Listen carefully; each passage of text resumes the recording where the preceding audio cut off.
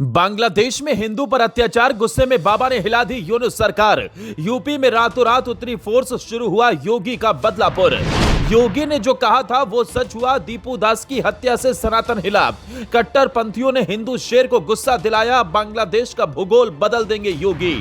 UP में घुसपैठियों के खिलाफ सबसे बड़ा अभियान, बनारस से गाजियाबाद तक मचा बवाल। योगी का अगला प्लान देख चौंक जाएंगे आप।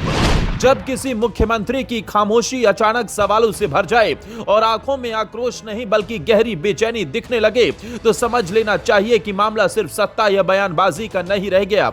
योगी आदित्यनाथ को लोग आमतौर पर सख्त फैसलों, त्वरित एक्शन और जीरो टॉलरेंस की राजनीति के लिए जानते हैं, लेकिन इस बार जो तस्वीरें सामने आई, उन्होंने एक अलग ही कहानी कही। सरहद के उस पार से आई खबरों ने सिर्फ लखनऊ को नहीं बल्कि देश के करोड़ों लोगों को भीतर तक झकझोर दिया। ये सवाल अब इस बात का नहीं था कि राजनीति किस मोड़ पर जाएगी, असली सवाल यह था कि इंसानियत किस तरफ खड़ी है। और जब ऐसे हालात में योगी हरकत में आते हैं तो पूरा प्रशासनिक तंत्र हिलना तय माना जाता है।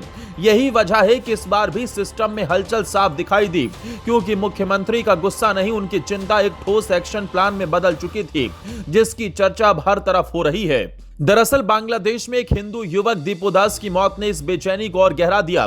शुरुआती आरोप, भावनात्मक प्रतिक्रियाएं और सोशल मीडिया पर उठता शोर अपनी जगह था, लेकिन जब वहां की पुलिस रिपोर्ट सामने आई तो कई परतें खुलती चली गई। रिपोर्ट में साफ कहा गया कि युवक के खिलाफ किसी भी तरह का विवादित बयान या धार्मिक उकसावे का कोई ठोस प्रमाण नहीं मिला।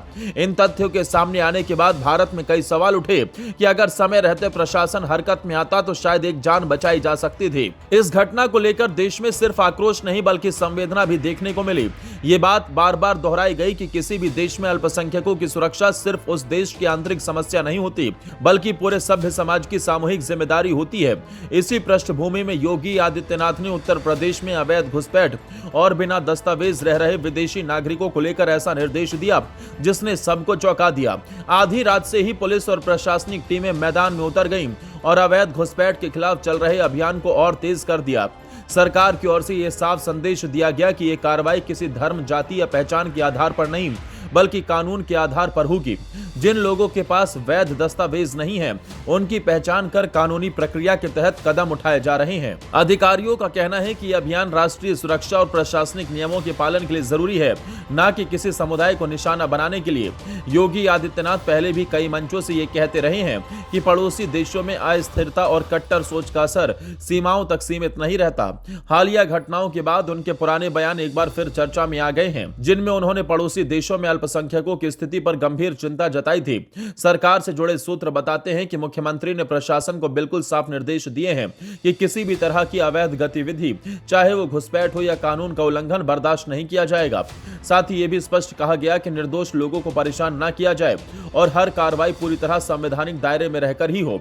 बांग्लादेश की इस दुखद घटना और उत्तर प्रदेश में चल रहे अभियानों को लेकर आम लोगों के बीच अलग अलग प्रतिक्रियाएं सामने आ रही हैं। कुछ लोग इसे सुरक्षा से जुड़ा जरूरी कदम मान रहे हैं, तो कुछ का कहना है कि मानवीय पहलू को भी पूरी संवेदनशीलता के साथ देखा जाना चाहिए। सोशल मीडिया पर गुस्सा और भावनाएं दोनों दिखाई दे रही हैं, लेकिन प्रशासन लगातार अपील कर रहा है कि अफवाहों पर ध्यान न दें और कानून व्यवस्था बनाए रखें। विशेषज्ञों का भी मानना है कि ऐसे संवेदनशील मुद्दों पर संतुलन बेहद जरूरी होता है, ताकि ना तो राष्ट्र सुरक्षा से समझौता हो और ना ही सामाजिक सौहार्द को नुकसान पहुंचे।